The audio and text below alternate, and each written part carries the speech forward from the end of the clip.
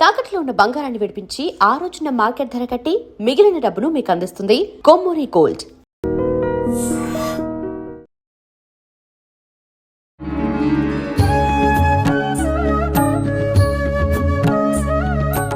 నమస్కారం, welcome to I dream. ధర్మ మార్గం విత్ విజిత కార్యక్రమానికి స్వాగతం.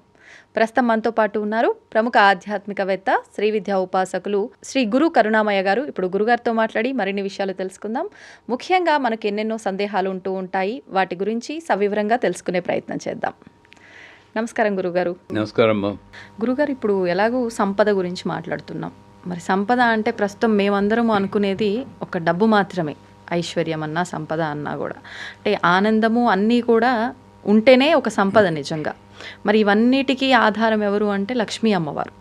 లక్ష్మీ అమ్మవారి ఇంట్లో స్థిరంగా ఉండదు, ఆమె చెంచలం అంటారు. మరి నిజంగా ఆమెని అలా తీసుకొచ్చి మన ఇంట్లో తిష్ట వేసి కూర్చోబెట్టుకోవచ్చు అంటారా? ఎలా సాధ్యపడుతుంది? ఏదైనా మంత్రం ఉందా అండి దానికి?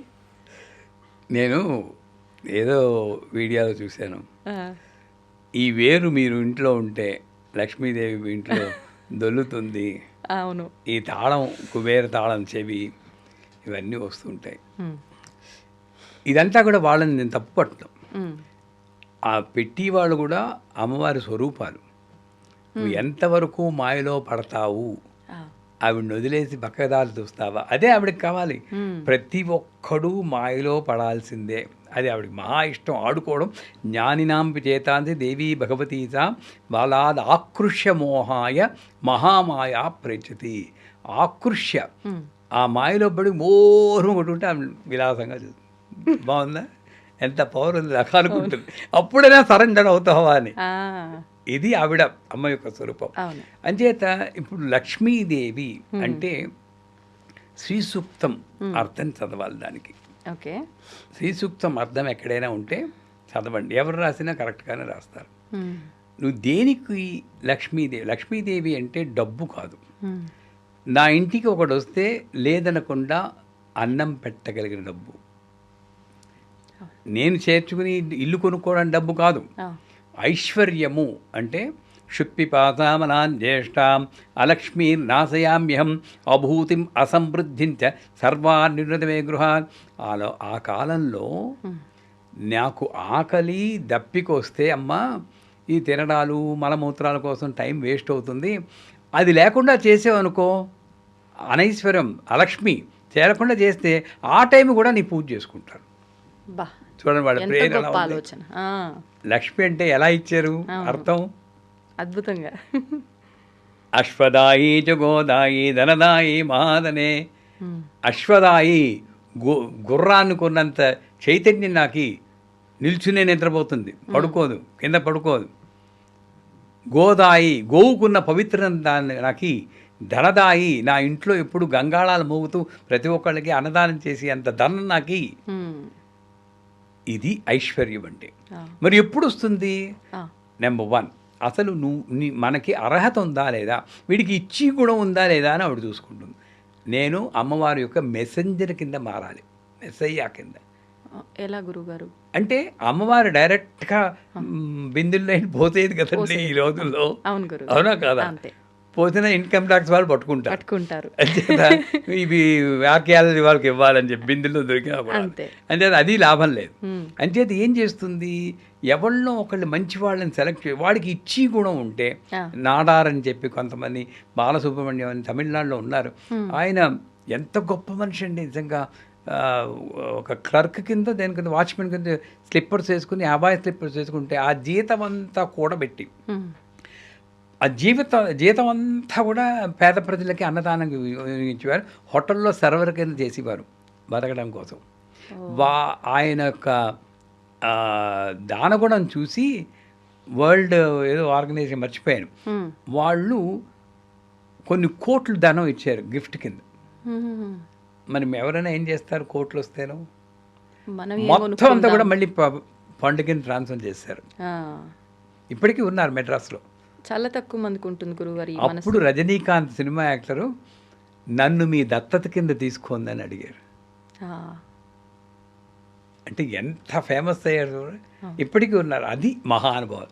అలాంటి వాళ్ళకి మరి మామూలు స్కూల్ వాడికి కోట్లు ఎలా ఇచ్చారు ప్రపంచంలో. మ్మ్. ఇది ఐశ్వర్యం. ఎప్పుడు వచ్చింది? నాకు ఇచ్చి కూడా ఉంటే వస్తుంది. మ్మ్. నేను ₹1,00,000 ఇస్తే ఎవడైనా ఇవ్వగలను అనుకోకు. 100 రూపాయలున్నా కూడా నువ్వు ఇవ్వాలి. అవును, నెంబర్ 1. నిజం. తర్వాత ఇల్లు శుభ్రంగా ఉండాలి. మ్మ్. నేను అమెరికాలో ఒకళ్ళ ఇంటికి వెళ్ళాను. మ్మ్. వాళ్ళ ఇంట్లో చాలా ఫైనాన్షియల్ ట్రబుల్స్ ఉన్నాయన్నమాట. గురువుగారు చాలా ఇబ్బందులు ఉన్నాం, మీరు వచ్చి ఏదైనా హోమం చేస్తారా అన్న. వస్తానమ్మా, ఇంటికి వస్తాను. చూస్తే 6 VCRలు, ఆ రోజుల్లో VCRలు అని ఉంటాయి, క్యాసెట్లు. అవును, VCRలు, 2-3 DVD కుర్చీలు, ప్లేయర్లు. కుర్చీల మీదేమో తువ్వాళ్ళు, చెత్తగా ఉందన్నమాట. ఆ. చెప్పాను, 1 నెల టైం ఇస్తాను, మొత్తం అంతా ఒక్కొక్కటే ఉంచుకొని మిగతా అన్నీ విసిరేయండి, కొత్తవైనా సరే ఇచ్చేసేయండి, నీట్గా పెట్టుకోండి, ఈ తువ్వాళ్ళు ఇవన్నీ పెట్టి, అప్పుడు తర్వాత అవసరం ఉంటే నేను చేస్తాను. మీరు నెంబరు ఒక 2 నెలల తర్వాత వెళ్ళాను.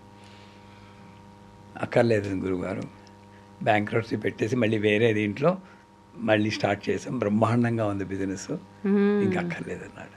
అంటే పెద్దగా ఏం చేయాల్సిన ఏమీ పని చేయలేదు. లేదు. నువ్వు శుచి శుభ్రత, ఆ.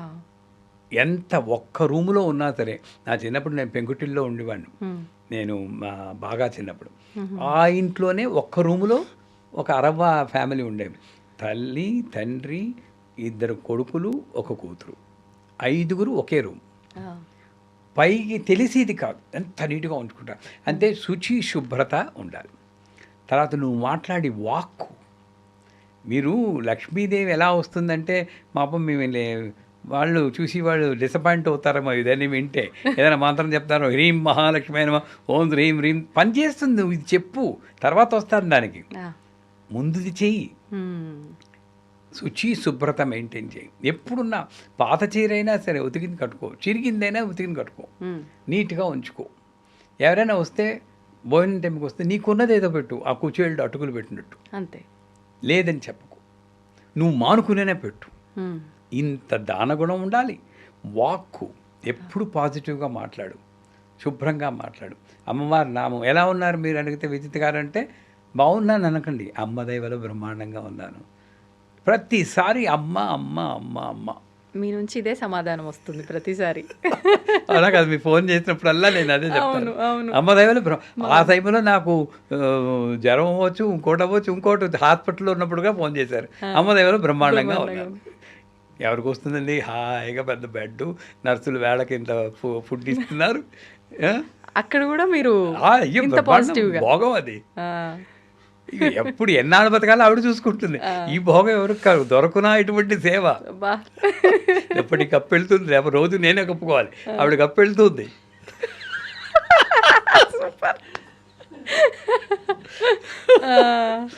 సో అంచేత వాక్కు పాజిటివ్గా ఆలోచించి పాజిటివ్గా మాట్లాడుతుంది. ఈ 3 మెయింటైన్ చేస్తూ, ఒకటి ఇచ్చి గుణం, శుచి శుభ్రత, వాక్కు మంచిగా మాట్లాడడం చేసి, అరవకుండా దెబ్బలాడకుండా ఉంటే వాయుమండలం శుద్ధి. ఇప్పుడు ఒక మోడీ రావాలనుకోండి, ప్రైమ్ మినిస్టరు, మొత్తం రోడ్లన్నీ దురిచేస్తున్నారు, అన్నీ చూస్తున్నారు. మీ ఇంటికి వస్తున్నారు అనుకోండి, మీ ఇల్లు ఎలా అనుకుంటారు?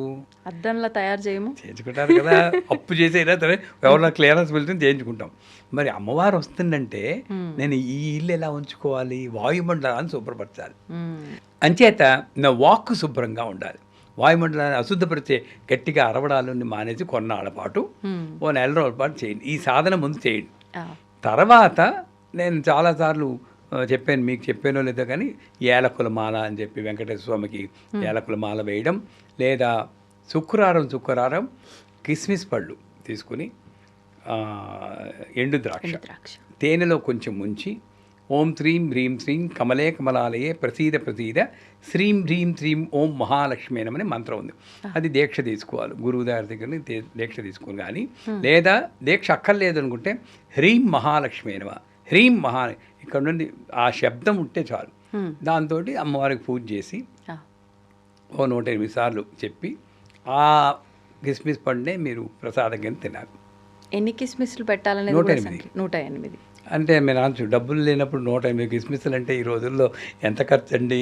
కిస్మిస్ల సంగతి పక్కన పెట్టండి గురువుగారు, ఏదో రకంగా ఒకసారి ఒక 1/2 కేజీ తెచ్చిపెట్టుకుంటే అయిపోతుంది, కానీ ఏలకుల దండ మరి. ఒక ఆవిడ ఈ వీడియో చూసి కమెంట్ కూడా చేసి అసలే డబ్బు లేకుండా పోతే ఆ మహానుభావుడు ఏలకులు కొలమంటున్నారు ఎక్కడిది అని. మనసు ఉంటే మార్గం ఉంటుంది, ఎలాగో అలా వస్తుంది. ముందు చెయ్యాలి అని ప్రతిదానికి నేను అడ్డంగా ఆలోచిస్తుంటే పెళ్లి చేస్తుంటే ఇన్ని డివోర్స్ కేసులు ఉన్నాయి. ఈ పెళ్ళి డివోర్స్ అవుతుందేమో అనుకో నువ్వు చెయ్యవు, పక్కనే అవుతున్నా నువ్వు పక్క చేస్తున్నావు. ఆ కాన్ఫిడెన్స్ నీకు ఉండాలి అంతే. సో ఏలకులు ఏంటి ప్రతీదీ వస్తాయి. ఏలకులు మాలేంటి 27 ఏలకులు, అంతకి నేను 27 ఏలకులు తీసుకోమన్నాను. ఎవరికైనా లేదంటే మా దీనికి ఒకసారి ఫోన్ చేయమండి, మేము పంపిస్తాం ఏలకులు. సరేనా? 52 వారాలు. ఎవరో అప్పుడు ఇప్పుడు నాకైనా కాన్ఫిడెన్స్, నేనేం కోటీశ్వరుని కాదు, మా పీఠం కట్టుకోవడానికే డబ్బులు లేక ఇప్పుడు నానా అవస్థలు పడుతున్నాం. కానీ నా నమ్మకం ఏంటంటే ఇచ్చి కూడా ఉండాలని ఇందాక చెప్పాను కదా, నేను ఇవ్వడానికి రెడీ అయితే డబ్బులు అలే వస్తాయి. అది నా నమ్మకం. మరి ఒకసారి ఇదే అన్నారు ఇంకో ఛానల్లో, నేను ఇస్తానంటే ఇంతమంది యాలకులు అంటే ఎన్ని కిలోలు కొంటావు అని అడిగారు మా వాళ్ళు. అవే వస్తాయి చూడండి, అంత అమ్మదయ్యా. అంతే, నిజంగా ఇవ్వాల్సి వస్తే అమ్మాయి అన్ని చూసుకుంటుంది. నేను ఇచ్చేవాడిని కాదు కదమ్మా. సో 27 యాలకులు తీసుకుని ఓ చిన్న పాత్రలో, ఆ పాత్ర కూడా స్టీల్ పాత్ర కాకుండా ఒక ఇత్తడి కానీ లేదా గ్లాస్ పాత్ర, మట్టి పాత్ర అయినా, దాంట్లో నీళ్లు పోసి కొంచెం పసుపు వేసి ఒక్క 10 సెకండ్లు నాననివ్వాలి. అది ఎక్కువ నానితే మళ్ళీ విరిగిపోతాయి. సో నాన్నిచ్చాక ఒక వెంకన్న బాబు విగ్రహం ఉండాలి, చిన్నది విగ్రహమే ఉండాలి గురుగారు ఖచ్చితంగా. విగ్రహం ఉంటే మీరు వెయ్యాలి కదా, దండ వెయ్యాలి. ఆ విగ్రహం మాత్రం కొనుక్కోవాలి, ఎవరినైనా అడిగి కొంచెం సాయం చేయమని. ఎంతో ఎక్కువ ఉండదు, 500 రూపాయలు ఉంటుంది. అది ఎవరో ఒకళ్ళు ఆ మాత్రం సాయం చేయగలరు. ఆ విగ్రహం తీసుకుని శనివారం ఏదో టైంలో ఈ ఒక ఏలకులు తీసుకోవడం, సూది దారం ఎక్కించి 2 పేటలు వేసి దానికి కూడా కొంచెం పసుపు రాస్తే మంగళకరంగా ఉంటుంది. ఇలా ఎక్కించి ఓం నమో నారాయణాయ, మన తిరుపతిలో వినబడుతుంది చూడండి. నాకు ఇవాళ కొంచెం దగ్గుంది కాబట్టి అంత గట్టిగా చెప్పలేకపోతున్నాను, కానీ అంత మెల్లిగా, తొందర లేదు, నారాయణాయ అనుకుంటూ ఒక్కొక్కటి గుచ్చాలి. అది మాల అవుతుంది. 27 ఏంటంటే 27 నక్షత్రాల్లో ఎన్ని జన్మలు ఎత్తేమో, ఎన్ని కర్మలు చేసామో, కర్మలన్నీ చేర్చి కూర్చుని కర్మమాల, ఆ కర్మలన్నీ అప్పిచ్చేస్తున్నాం. సో ఆ కర్మలన్నీ అప్పిచ్చేస్తున్నాం. ఆ మాల తయారయ్యాక చేత్తో పట్టుకుని 3 శ్లోకాలు ఉన్నాయి, ఇంచుమించు అందరికీ తెలుసు. శ్రీయకాంతాయ కళ్యాణ నిధే దినాం శ్రీ వెంకట నివాసాయ శ్రీనివాసాయ మంగళం. మంగళాశాసన పరమదాచార్య పురోగమై సర్వైశ్చ పూర్వరాచార్యే సత్కృతాయాస్తు మంగళం. తర్వాత 3వది సర్వమంగళ మాంగళ్యే శివే సర్వార్థసాధికే శరణ్యే త్రంబికే దేవి నారాయణ నమోస్తే. ఈ 3 శ్లోకాలు మీరు వీడియో రిలీజ్ చేసాక మీ డిస్క్రిప్షన్లో మేము పెట్టేస్తాం కావలిస్తే. సో ఈ 3వ శ్లోకం చెప్తున్నప్పుడు వెంకన్న బాబు మెడలో వేయాలి. దంపతులు ఇద్దరు అయినా కూడా ఇద్దరు కలిపి చేయొచ్చు, బెటర్ ఈచ్ ఇండివిజువల్ చేస్తే మంచిది. ఎవరి మాల వాళ్ళది, ఎవరి కర్మ వారిది కదా. చేసి శనివారం చెయ్యాలి. మళ్ళా వచ్చి శనివారం నాడు ఇంకో కొత్త మాల వేసి ఇది ఎలాగ చేసి ఆ పాత మాల తీసేయాలి. ఇదేం చేయాలి గురుగారు పాత మాల? తొందరపడకే సుందరవదన చెప్తున్నాను కదా. ఇదేం చేయాలంటే ఒక డబ్బా తీసుకుని దాంట్లో వేసి కర్పూరం వేయాలి పాడవకుండా. 52 వారాలు చేశాక 52 మాలలు వస్తాయి. అప్పుడు ఒక హోమం చేయాలి, ఓం నమో నారాయణాయ స్వాహ అని. ఆ హోమం కూడా ఎలా చేయాలో స్క్రిప్ట్ పంపిస్తాం మీకు, ఎవరు అడిగితే వాళ్ళు. అంతే. ఈ లోపల అమ్మవారు కరుణిస్తుంది, ఆర్థిక సమస్యలు బాగోతాయి. అంటే కోట్లు వచ్చేస్తాయని చెప్పం, ఇబ్బందులు నుండి బయటపడతారు. సో 52 వారాలు ఇలా చేసి ఆ హోమం చేస్తే ఇబ్బందుల నుండి బయటపడతారు. ఇలాగా లక్ష్మీదేవి మన ఇంటికి రావడానికి ముందు ఇంటిని శుభ్రపరచుకుని, వాక్కుని శుభ్రపరచుకుని, ఇచ్చి కూడా మలపరుచుకుని, ఈ ఏలకుల మాల కానీ ఈ కిస్మిస్ పళ్ళ పూజ కానీ చేస్తే 100% డెఫినెట్గా పరిస్థితులు బాగుపడతాయి. గురుగారు బాగుంది. మరి ఈ పరిష్కారం కోసం అందరూ ఇది ఆచరిస్తారు ఖచ్చితంగా. అదైతే ఫిక్స్. అందరికీ కావాల్సింది ఇప్పుడు లక్ష్మీదేవి అనుగ్రహమే. అయితే ఒక చిన్న సందేహం గురుగారు, ఇప్పుడు అమ్మవారికి కిస్మిస్ తేనెలో ముంచి నైవేద్యం అన్నారు కదా, తేనె అంటేనే మధురం, ఇంకా చీమలు ఖచ్చితంగా వస్తాయి. అమ్మవారికి ఇలా భగవంతుడికి నివేద చేసిన నైవేద్యాన్ని చీమలు గనక తీసుకుంటే మళ్ళీ అదేమన్నా మాకు దోషమా అని చాలా మందిలో సందేహం ఉంటుంది. ఒక్కొక్కసారి ఎక్కువగా చీమలు పట్టేస్తూ ఉంటాయి నివేదన చేసిన ఆ పదార్థాలకి. దాని గురించి ఒక వివరణ ఇవ్వండి. అందుకే నైవేద్యం పెట్టగానే మిమ్మల్ని వెంటనే ప్రసాదం తీసుకోమంటారు ఎప్పుడు కూడా. ఎవరైనా ఇప్పుడు మా పీఠానికి తిరుపతి వెళ్ళి వచ్చాను గురువుగారు అంటే, ఏదమ్మా ప్రసాదం అని అడుగుతాను, వెంటనే వేసేసుకుంటాం. ప్రసాదం అనేది వెంటనే తినాలి. సో ఇప్పుడు ఈ కిస్మిస్ పళ్ళు తీసుకుంటే మొత్తం అన్ని కిస్మిస్ పళ్ళు వెంటనే తినం. ఒకవేళ అక్కడ వదిలేస్తే చీమలే వచ్చాయి అనుకోండి, ఆ బ్రహ్మకిడిదర్ని వర్ణాశ్రమ విధాయిని, ఆ చీమను పుట్టించిన తల్లి అక్కడ ఉంది. నిన్ను పోషించినట్టే చీమల్ని పోషిస్తుంది. చీమల్లో నువ్వెందుకు చూడలేకపోతున్నావు? ఇంత పూర్వకాలం ముగ్గులు కూడా బియ్యపిండితో పెట్టేవారు, ముగ్గుపిండి కాదు. ఇప్పుడు ముగ్గుపిండికి లేదు, బియ్యపిండి లేదు, పెయింటర్ వచ్చి పెయింట్ చేసేస్తున్నాడు, అంతే పోయింది. అంటే దాని వెనకాతల ప్రిన్సిపల్ మనకు తెలియట్లేదు. అంచేత చీమలు తిన్నాయే అని బాధపడడం కన్నా కూడా చీమలకు కూడా నేను అన్నం పెడుతున్నానని, నాకున్న కాస్త డబ్బులతో నేను ప్రసాదం తిన్నాను, చీమలకు కూడా ఉన్నాయి, ఆహా ఎంత భాగ్యం ఇచ్చేవి తల్లి, ఒక్క చీమ కనపడిన తర్వాత. ఎప్పుడైతే నువ్వు చీమలు తింటున్నాయని తృప్తి పడతావో తర్వాత అవే వెళ్తాయి. ఇవన్నీ ఎక్స్పెరిమెంటల్గా చేసి నేను చెప్తున్నాను. అంతేగాని దాన్ని ఇలా తూర్చేసి అదే కర్మగాలి 10 చీమలు చచ్చాయి అనుకోండి, ఈ పుణ్యం మాట అటు ఉంటుంది, ఇంకో కర్మ నాకు వస్తుంది. అంచేత ఎప్పుడూ కూడా మనం పూజ చేసేటప్పుడు ఏం జరుగుతున్నా కూడా అమ్మ మనకి ఇచ్చేటటువంటి ఒక టెస్ట్, పరీక్ష మాత్రమే అనుకోవాలి, కానీ ఓడిపోకూడదు. అది చీమే అవ్వాలండి, ఇంకోటి అవ్వాలి.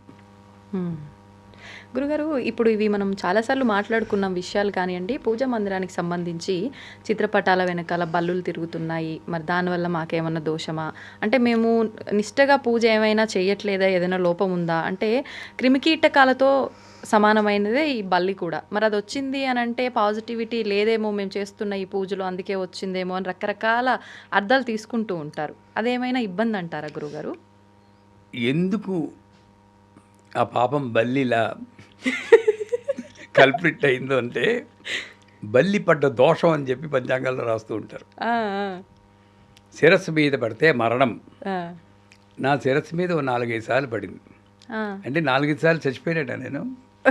యాక్చువల్గా మా గురువుగారిని అడిగితే, మరణం మనకు కాదురా, దానికి తోసేస్తావు కదా, కింద చచ్చిపోతుంది.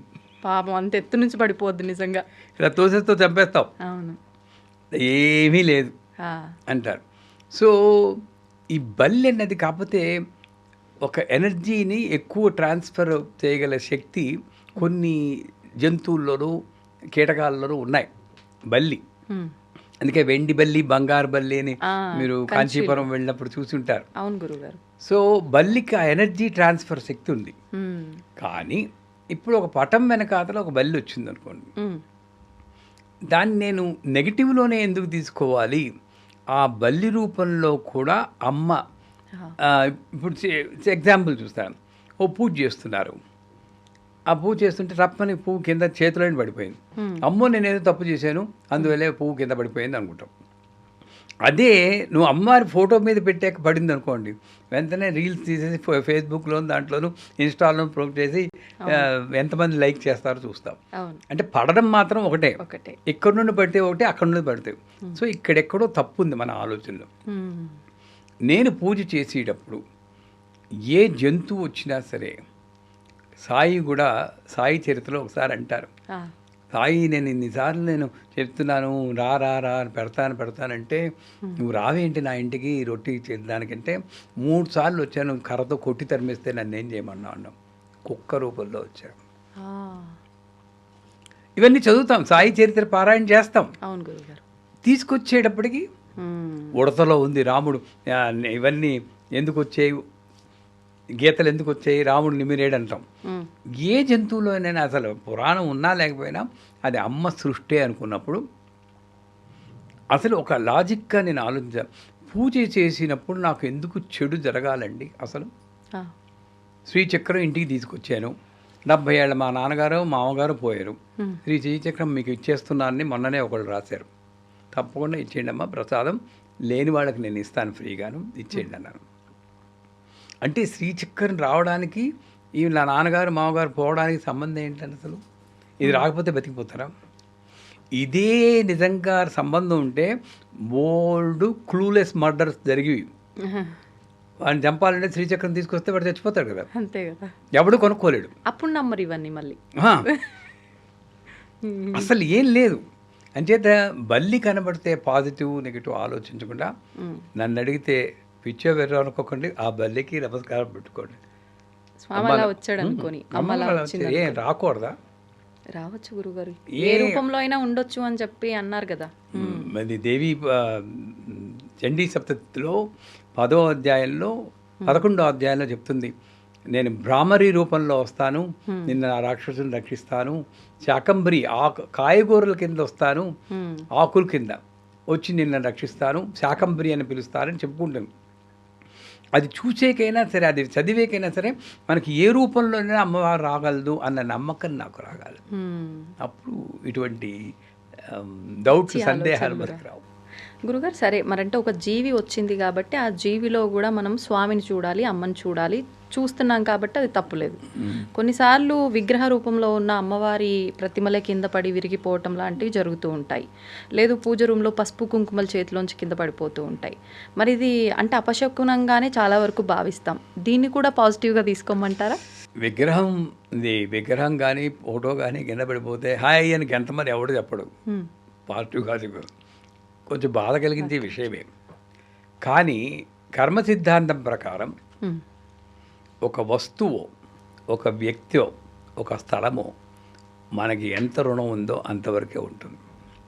మీకు ఎంత రుణం ఉంటుందో ఆ స్థలంలో మీరు అంతే ఉంటారు, తర్వాత ఖాళీ చేసి వేరే చోటికి పోతారు. మీ ప్రమేయం లేదు. వ్యక్తులు అదృశ్యమైపోతూ ఉంటారు, చేతిలో పళ్ళెం విరిగిపోతుంది. అంటే చరాచర వస్తు ప్రపంచంలో అమ్మ ఉంది కాబట్టి ఆ అచరం అంటే జీవం లేనటువంటి పళ్ళెనకి నాకు అంతే రుణం. అలా అనుకోండి, నా పెళ్ళిలో కొనుక్కున్నది పోయిందని మంచం ఎక్కేస్తూ ఉంటారు. అవునా? అంచేత విగ్రహాలు కానీ ఇవి కానీ విరగడం అనేది సహజం. ఒకవేళ అలక్ష్యంతో జరిగిందనుకోండి, ఒకవేళ పట్టుకోవడంలో కింద పడి, అలక్ష్యము లక్ష్యము రెండు ఆవిడే వేస్తుందనేది సత్యం. సవ్య మార్గస్థ, సవ్యంగా పట్టుకున్నది నీ గొప్ప కాదు, ఆవిడ పట్టుకొని ఇచ్చింది కాబట్టి. అపసవ్యంగా వదిలేసింది నీ తప్పు కాదు, ఆవిడ వదిలేసింది. కానీ నెక్స్ట్ టైం జాగ్రత్తగా ఉండు, అది మనసులో ఉంచుకో. ఇప్పుడు ఈ విరిగిపోయిన విగ్రహాలు కానీ ఫోటోలు కానీ ఏం చేయాలి? దాన్ని ఏం చేయాలంటే 2 రకాలు ఉన్నాయి. నీకు ధైర్యం ఉంటే ఈ ఫోటో విరిగిపోతే ఫ్రేమే కదా విరిగిపోయింది, అదే గ్లాసు, మళ్ళీ ఇంకో ఫ్రేమ్ పెట్టేసుకోవచ్చు, దాంట్లో ఏంటి. విగ్రహం విరిగిపోతే ఓ చెయ్యో ఏదో విరిగింది, వాల్మారిలో పెట్టుకో. మీ కుర్రాడికి కాలు చేయి విరిగితే ఇంట్లో చెట్టు కింద పెట్టేస్తావా, దేవాలయంలో వదిలేస్తావా? ఆవిడ ఎక్కడ పెడుతున్నారు? మీరు రోడ్లో వెళ్తుంటే పాపం సాయిబాబాలు గణేశులు చేతులు విరిగినా కాళ్ళు విరిగినా చెట్ల కింద కనబడుతూ ఉంటారు మనకు దేవుళ్ళు. అవును గురుగారు. అంటే వాడి భయం, అది విరిగితే అశుభం అని. నేను ఇందాక ఒకసారి ప్రాణప్రతిష్ఠ గురించి మనం మాట్లాడుకుని చెప్పాం. అది విగ్రహం కాదు అమ్మ అనుకున్నప్పుడు నేను అమ్మని ఎలా వదుకుంటాను? మరి పూరిలో జగన్నాథ్ ఎలా ఉంటాడు? అవును, చేతులు లేకుండా. అవునా కదా? మరి ఆ విగ్రహం నేను ఇచ్చేస్తున్నప్పుడు ఈ విగ్రహానికి వచ్చే విరిగితే నేను ఎందుకు పాడేస్తున్నాను? జగన్నాథుడే వస్తున్నాడేమో అనుకోవచ్చు కదా. అంటే ఇంక ఇలా ఉంటే పూజకు పనికిరాదు, నీ మనస్సు కుదరదు కాబట్టి అక్కడ పెట్టేసేయచ్చు. మా ఇంట్లో ఆంజనేయ స్వామి విగ్రహం బేస్లో కొంచెం విరిగింది, అయినా నేను మానలేదు, 10 ఏళ్ల నుండి పూజ చేస్తున్నాను, నాకు బాగానే ఉంది. అంటే కష్టాలు రావా అంటే ప్రతిదీ కష్టం సుఖం వస్తూనే ఉంటాయి. దాన్ని నీ ఆధ్యాత్మిక రిలేట్ చేయకూడదు. నాకు వచ్చి సంఘటన అంతా కూడా నేను చేసుకున్న కర్మ వల్లే వస్తుంది. ఇప్పుడు నేను చేసే పూజలు పుణ్యాన్ని ఇస్తాయి, నెక్స్ట్ జన్మ అంటూ ఉంటే మంచిగా మంచి జన్మ వస్తుంది అంతే. అంతేగాని ఇది దీనివల్ల జరిగిందంటే నేను ఒప్పుకోను. ధన్యవాదాలు గురుగారు. నమస్కారం. And for more videos, Please subscribe to iDream. Please subscribe to iDream. Please subscribe iDream. And please subscribe to iDream. For more videos, subscribe to iDream. please like, share, and subscribe to the channel. Congratulations, iDream. Subscribe to iDream. Subscribe to iDream.